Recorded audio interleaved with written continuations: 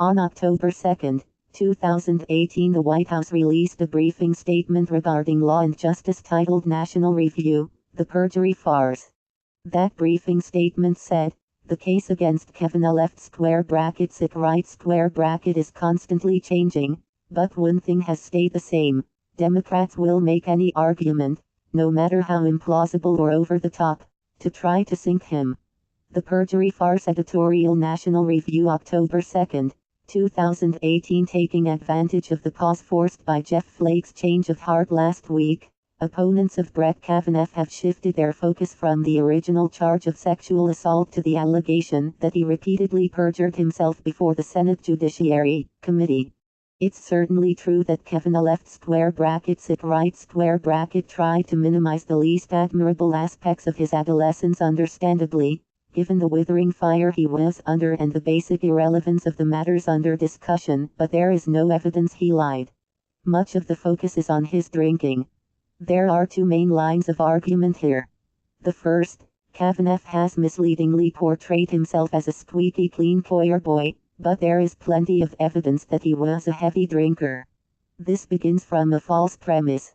Kavanaugh has said he was pious and hardworking in high school and college, but he also said in his Senate testimony that he drank excessively on occasion.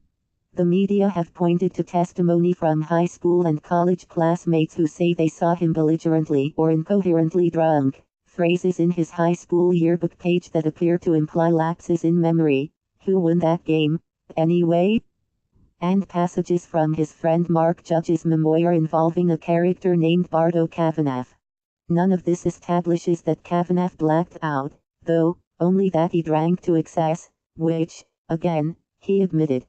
The most ridiculous tranche of perjury allegations have to do with Kavanaugh's yearbook entry. Our own Jim Jarrett christens the people obsessed with his entry the Booth Sleuths, after one of the slang terms that appears, Booth. Also, at issue, the terms Devil's Triangle and Renata Alumnius.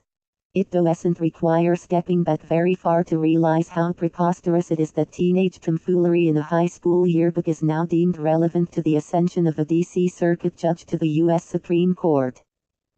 None of this comes close to rising to the level of perjury. And none of it, despite the hopes of his enemies, substitutes for the weakness of Christine Blasey Ford's original charge. Read the full editorial here.